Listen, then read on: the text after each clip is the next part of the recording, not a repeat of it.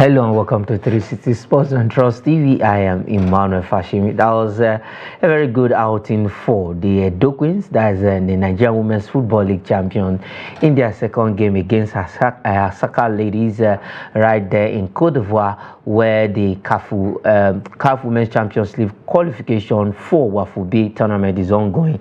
And with that victory, they are through to the semi-final. And let's see if they can pick the final ticket.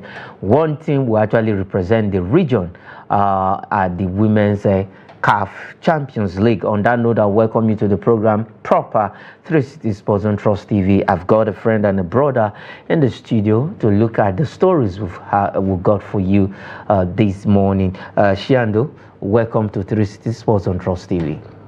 Thank you and good morning, Mr. Fasha. It's always a pleasure sharing the stage with you on the 360 Sport on Trust TV. All right, let's begin from athletics this morning. Despite the outing at the just concluded Paris Olympic Games, it's a good news for these athletes because it is not their making, it is not their doing that they couldn't get medals at the just concluded games in Paris, France. But looking at their performances before the games and what they did at the games, it is a good one. The likes of FIBA Philly, Chukwuebuka Enekwechi in shot put, Samuel Ogazi, the young man who just left the shores of the country for United States of America, all of them, Rutu Soro, Ese Brume, our own Toby Amuson, all of them moving up on the rankings, but the eye-catching rankings is FIBA Philly, who finished 6th in the women's 200 meters event, and now she's ranked 138 overall ranking in the world, and she moved 8 places in that rankings. We still know that despite Sherika Jackson couldn't show at the Paris Olympic Games, still top that rankings in the women's 200 meters event. But for FIBA Philly, she's ranked 138 in the world, and Samuel Ogazi moving up also in the rankings. That's 400 meters men event. Samuel Ogazi is now ranked 12th in the world, moving from 23rd position to the 12th position in the world. Kaisola, Ajayi, and Ko Fevwashe, all of them also moving up in the rankings. And for Chukwuebuka Enekwechi, he is now 7th in the world after that outing the African Games, and he finished 6th in the finals event at the shot put sport in Paris Olympic Games. But despite all of this, we've seen athletes moving up the world rankings. The Paris Olympic is, for me, I can consider it a success for Nigerian athletes because despite the fact that we did not bring any made at home, but I think there were a lot of positivities, a lot of vital, positive angles to pick and build our future on. So I think they have to come back home and have a self-reflection and get exactly where they couldn't get it right, and show the other championship, numerous championships. So with that, we can capitalize on that and have a good future in the athletic field. Okay, have a good future in the athletic field. We know that the Paris Olympic Games is come and gone forever, and we've seen what our athletes, like you mentioned, we can also take positives from this game. It's not totally, let me say, a shambolic, a dismal outing for Team Nigeria. We got to finals, shot put, 200 meters event, even 4x4 men. If not for the lane infraction, we were disqualified. And also, if we look at the Tigress, creating history at the games, getting to the quarterfinal of the women's basketball event, and then Super Falcons, despite not winning any game in the group, we saw what they did in the 3 games they played against Spain, Brazil, and Japan. What are some of the positives, like I've mentioned, from your own perspective? What are some of the positives outside this one I mentioned that we can actually hold on, take from, and then heading for the next Olympic Games in Los Angeles, America? For me, part of the positive angles are not about practice makes perfect, but also failure makes perfect. But when you fail and then you sit back to learn, subsequently you're going to overcome what actually cost you the victory. So for like the other time I mentioned about Super Falcons, they had a very incredible outing. For me, there's nothing whatsoever about them to be described as Bissima or Distima, feelings, because I understand that we're very emotional in Nigerians back home. We always have that high expectations. We always want to see our team, win laurels and everything. But I mean, this is sport, and in the think of an eye, a decision can be taken, and everything could just change, unbelievably. So. If you could see some of the results against Super Falcons' opponent, you could see goals running in and everything. So that shows you exactly how much Super Falcons, did well, put on, to ensure that, the 200 million Nigerians back home, don't really feel, that kind of embarrassment at such a huge stage. So they just have to understand that, there are other countries who actually got a better preparation than we did, and we should just come back home and ensure that all adequate, needs are put in place, and subsequent outings we could just, have something to do better. Okay, have something to do better. Los Angeles 2028 is not far away from now. Preparation starts now because countries like USA, China, Japan, host country France that won medals, even African countries, Kenya was the best African country at the Paris game, winning 4 gold medals. They topped the African medals table at the Olympic Games. We should start our own preparation from now. Those countries I mentioned, they started preparing immediately after Tokyo 2020, and that is why we saw what they did at the games. All right, moving ahead on the show this morning, let's talk about the male team now, the basketball male team of Nigeria, the Tigers. They also failed to qualify for the Paris Games, where I can call them the Super D Tigers, where they qualified, but the guys didn't qualify as we speak.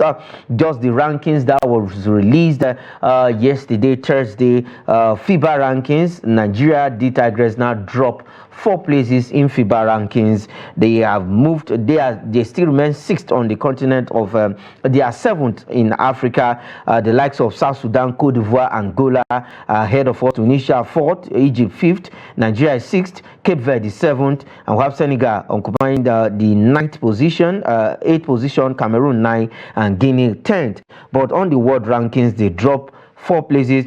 They amassed 299.7 points to drop 4 places to number 42 in the world, while our women moved from 12th during the power rankings at the Olympic Games, from 12th to 8th. But the guys dropped 4 places. Now they are 42nd in the world. That is a little bit heartbroken, but then that's a pure reflection of what we put on the field of play. So they should understand that they didn't just do enough, to maintain their position or even move further. So I think they should come back home, put in more works, do all that is demand of them, and let's see how it goes again. Okay, let's see how it goes for the D Tigers of Nigeria, not D Tigers. Right now, 42nd in the world, 6th in Africa, Sudan topping the rankings on the continent of Africa, Angola, Tunisia, Egypt, all these countries ahead of Nigeria, Cape Verde behind Nigeria, Senegal, Cameroon, and Guinea. Guinea occupying the 10th position on the continent of Africa, but 42nd for the D Tigers on the world stage. This was a team at some point were ranked number 10 in the world, 12th best team. They moved from 10 2 places to 12th in the world, but now number 42 in the world in FIBA rankings. But let's see how it goes. The D Tigers, I believe they will bounce back better and stronger. Still talking Nigerian sports this time around. Let's go straight to where the under 18 handball tournament is ongoing for women. That is the under 18 women IHF World Championship.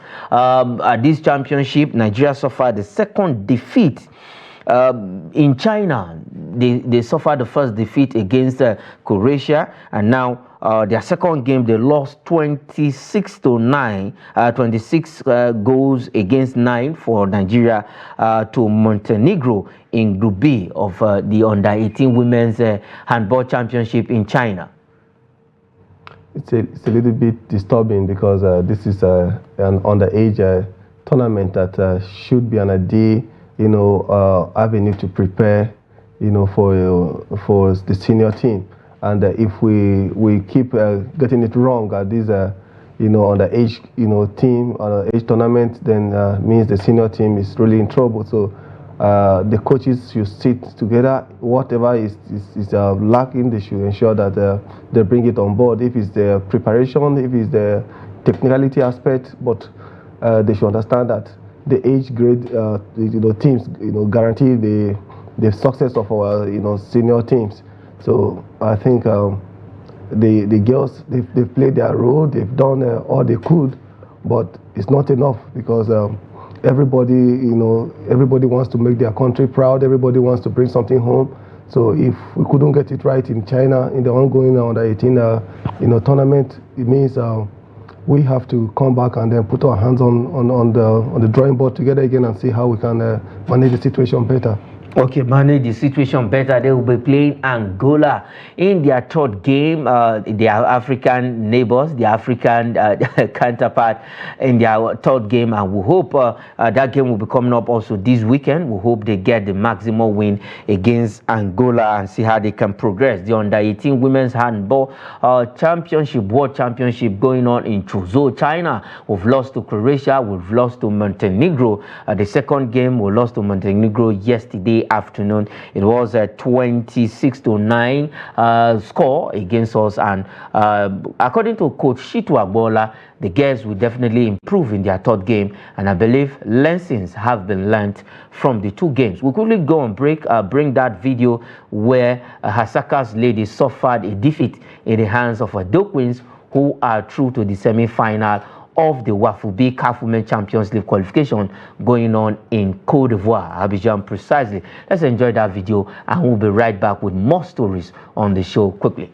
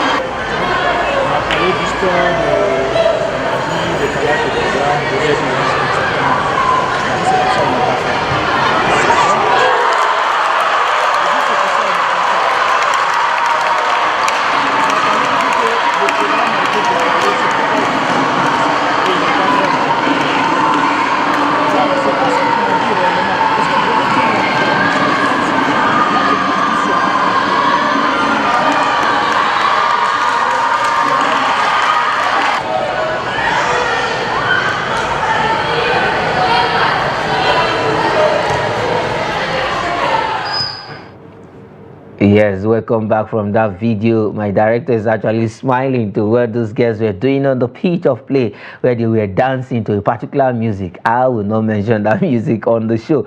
But let's move ahead. Let's switch gear this time around and go straight to FIFA. Good news for Nigerian football, good news for African football, and good news for world football. Who says we cannot get a Nigerian coach? We've already seen some Nigerian coach coaching European club side, the likes of Emmanuel Igbo and and co actually did it. But this time around, let's look at one coach who has been one of our best coaches in Nigeria after this setback. Good news, he is coming back to the fold, and we are happy this month is a good month for Nigerian football. We're talking about Samson Siasia, where he has come out to say after this ban, after the FIFA ban, he's going to disclose his next move. And there are unconfirmed reports yet that he will be going to Mighty Jet of Jos. Samson Siasia to disclose his next move after the ban. We know that that ban ends this month of August. And this has been one of our best coaches in Nigerian football. A very good one for him, a very good one for Nigerian football, a very good one for all football loving Nigerian fans. You know, it was a very difficult moment for him, you know, considering the length in which, you know, the ban, you know, covered. But, you know, he's a very good coach. He's done well for the national team in different categories, from the under 20 to under 23 to the men senior team. But you know, in this period that has been off, you know, the scene a lot have actually changed. You know, the football is a game that every day, you know, new things come in. Innovations and yeah, so and everything. So I just hope that he comes back and he has the mental strength, you know, to catch up what, you know, it's involved.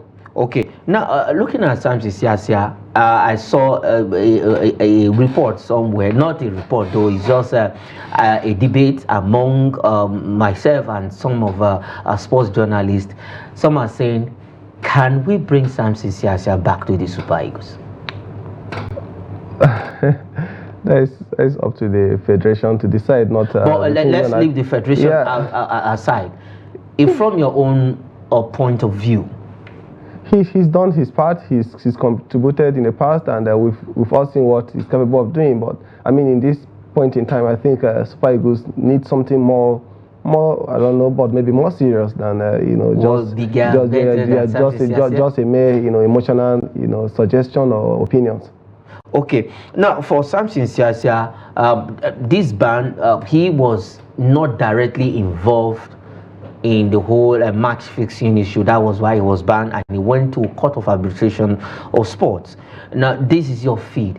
How can we avoid some of these match fixing issue involving our coach? He's not only Nigerian coach that actually suffered this. We saw Salisu Yusuf also suffering this, but Salisu Yusuf ban was, I think, was just a year ban, but he was given 5 years and then he went to appeal. The ban was reduced, and that is why he's coming back. The ban will end this month. Now, how can we avoid some of all of these for our own Nigerian coaches?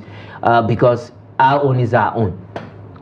When, as a parent, if you have a child and you feed your child very well, the child is, you know, obliged not to take food from an outsider. But if you don't feed your child, if you fail to feed your child as required, I mean, that child can always take food from an outsider.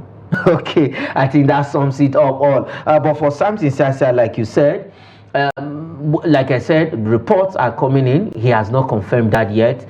Mighty Jet of Jos, a team that is playing in the second division of Nigerian. Do you think that is below the bet for a caliber of Samson Siasia? But somebody said it's a humble beginning. Try to use that place to come back to the top.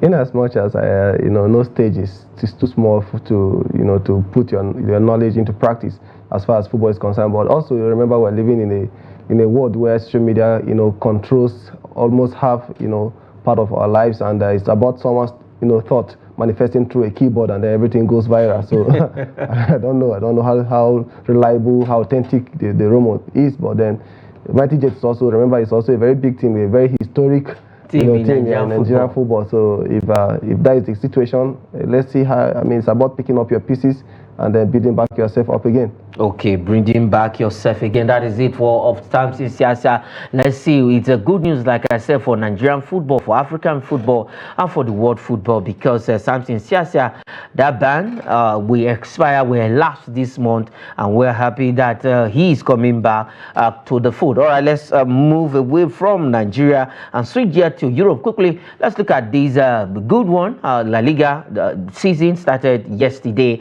and we had had a game, and it's a good news that Nigerians all over abroad in Europe are doing well for their respective club. We'll talk about one Nigerian, though he has not played for the Super Eagles. We're talking about Christian Uche, who salvaged a point for Getafe in La Liga opener against Athletic Bilbao. Uche, fantastic guy. Somebody said he has the same qualities like Victor Osimhen, because he was a handful for Athletic Club, that's their defense, and he was able to get that vital away goal for them that earned them a point. 1-1 it ended yesterday game in because yesterday started the La Liga. A very great one for Uche Crisantos and for his team, La Liga team Getafe. But for the comparison, I think it's too early. And, I'm actually one of the persons who can always come out and say, look, national team football is different from club side football. Of course. So, netting a most needed goal to secure, to salvage a point for his team in La Liga does not automatically qualify him to be, to be considered in the Super League. He's a good player, I know that, but he's still young. I mean, he's just starting life. So let's guide him, let's pray and rally around him to see how his development goes. It's not about he just play today and score. In the end, we might end up having 100 players in the team at the same time, and that doesn't help. Okay, in the end for Christian Uche, it was a valuable point he got for Getafe in La Liga opener yesterday between them and Athletic Bilbao. All right, let's still stay with Europe and look at two transfers, though one is not a transfer, one is for a player to leave a club. Let's go straight to the red side of Manchester, where Manchester United give midfielder Christian Eriksen permission to leave the club. This man has done well. We know what happened to him during the Euros then, and he came back to football. They say he cheated death and came back to football, and now Manchester United have given him the permission to leave the club. Quickly, in 2 seconds, Man U wanting Eriksen to go. 2 seconds, quickly.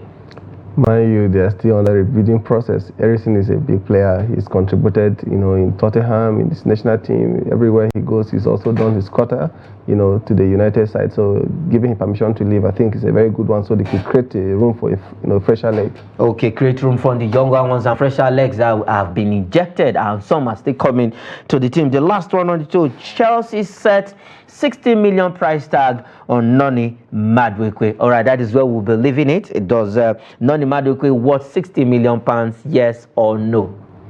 If I tell you that I don't even know who he is, I mean, that would sound crazy, right? But I don't know. This Chelsea, I don't like talking about them because the business aspect, they are getting it all wrong. I mean, so you don't give these guys playing time. You don't give them, create an avenue for them to up their transfer value. So how do you want to collect that? Yeah, I mean, a huge amount for them. It's difficult for them. All right, 60 million price tag for Noni Madueke. That is it. All right, Shando, thanks for coming on the show. It's good one having you on 360 Sports on Trust TV. Let's see how it goes for the season. And then Noni Madueke, 60 million. Well, like you said, is a discussion for another day. Mr. Fash, it's my pleasure as always.